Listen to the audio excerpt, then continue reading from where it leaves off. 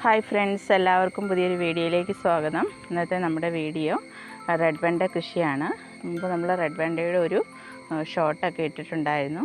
അത് കണ്ടോ, ഈ റെഡ് വെണ്ടയിൽ കായുണ്ടായി നിൽക്കുന്ന കാണാനായിട്ട് നല്ല ഭംഗിയാണ്.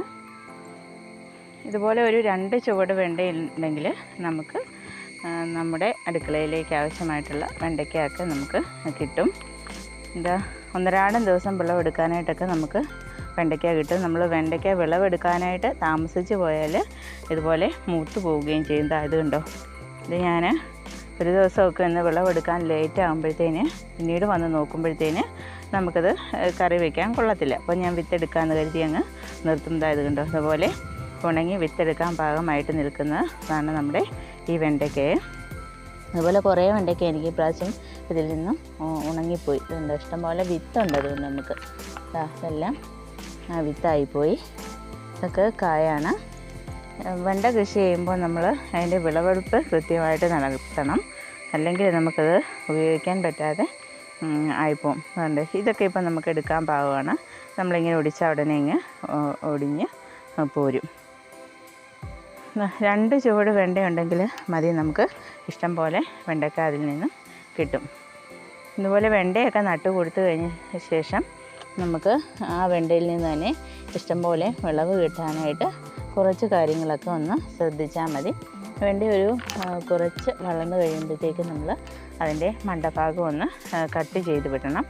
അങ്ങനെ കട്ട് ചെയ്ത് കൊടുക്കുകയാണെങ്കിൽ ഇതാ നമുക്ക് ഇതുപോലെ ചുവട്ടിൽ നിന്ന് ധാരാളം ബ്രാഞ്ചസ് ഉണ്ടാവുകയും ഓരോ ബ്രാഞ്ചസിലും പൂക്കളും കായ്കളും ഒക്കെ ഉണ്ടാവുകയും ചെയ്യുന്നത് അവിടെയൊക്കെ കണ്ടോ. അങ്ങനെ പ്രൂൺ ചെയ്ത് നിർത്തുകയാണെങ്കിൽ നമുക്ക് ഇഷ്ടംപോലെ വെണ്ടയ്ക്ക വിളവെടുക്കാനായിട്ട് സാധിക്കും. പിന്നീട് നമ്മുടെ വീട്ടിലുള്ള വളങ്ങളൊക്കെ നമ്മൾ ചെയ്ത് കൊടുത്താൽ മതി, ഇഷ്ടംപോലെ വെണ്ടയ്ക്ക പിടിക്കുകയും ചെയ്യും.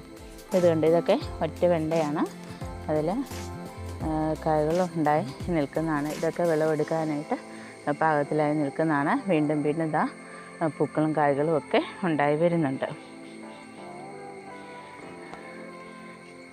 ഓരോ 10 ദിവസം കൂടുമ്പോൾ നമ്മൾ നമ്മുടെ വെണ്ട കൃഷിക്ക് വളം ചെയ്ത് കൊടുക്കണം.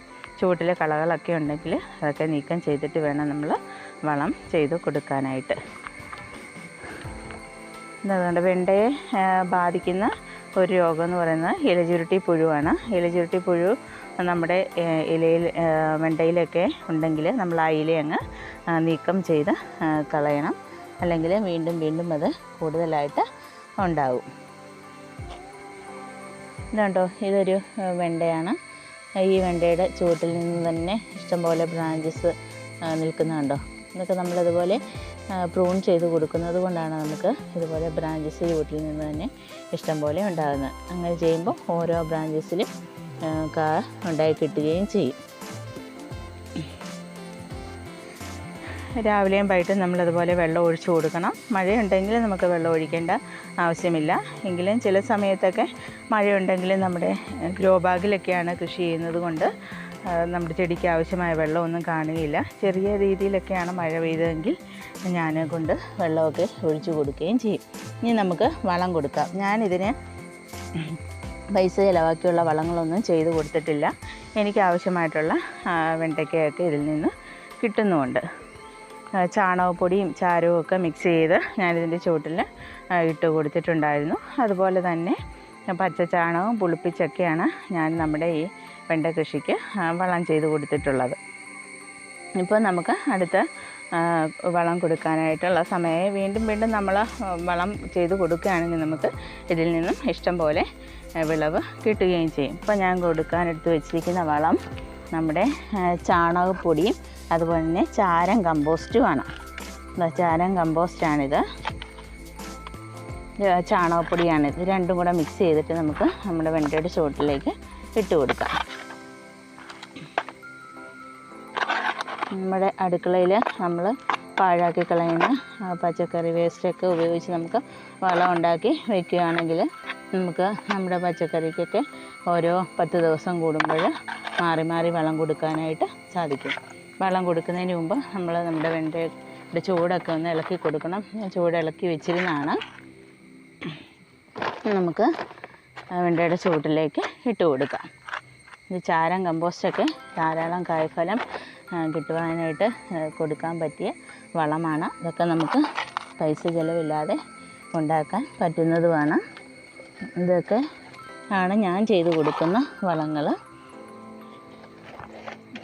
എനിക്ക് ഞങ്ങളുടെ വീട്ടിലേക്ക് ആവശ്യമായുള്ള പച്ചക്കറികളൊക്കെ ഇങ്ങനെ വളം ചെയ്ത് കൊടുക്കുന്നതിലൂടെ എനിക്ക് കിട്ടുന്നുമുണ്ട്.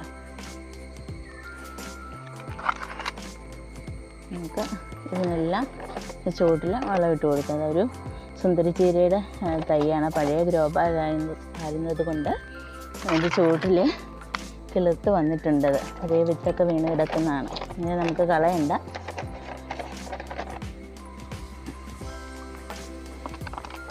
മഴ ഇല്ലാത്ത ദിവസങ്ങളിലാണ് നമ്മൾ വളം ചെയ്യുന്നതെങ്കിൽ വളം ഇട്ടതിന് ശേഷം വെള്ളം കൂടെ ഒഴിച്ചു കൊടുക്കണം.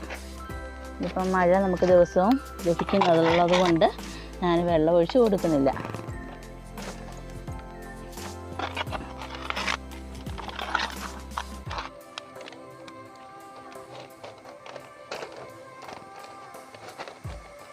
വെണ്ട കൃഷിയൊക്കെ ഇല്ലാത്ത കൂട്ടുകാരുണ്ടെങ്കിൽ നിങ്ങളും എവിടെന്നെങ്കിലും അത് 2 വെണ്ട വിത്തൊക്കെ സംഘടിപ്പിച്ചിട്ട് വെണ്ടയൊക്കെ കൃഷി ചെയ്ത് കൊടുക്കണം. വെണ്ടയൊക്കെ നമുക്ക് എല്ലാ സീസണിലും കൃഷി ചെയ്യാൻ പറ്റുന്ന ഒന്നാണ്. ഏത് കാലാവസ്ഥയിലും നമുക്ക് വെണ്ട കൃഷി ചെയ്യാവുന്നതും അതുപോലെ തന്നെ വെണ്ടയ്ക്ക വിളവെടുക്കാനായിട്ട് സാധിക്കുന്നതുമാണ്.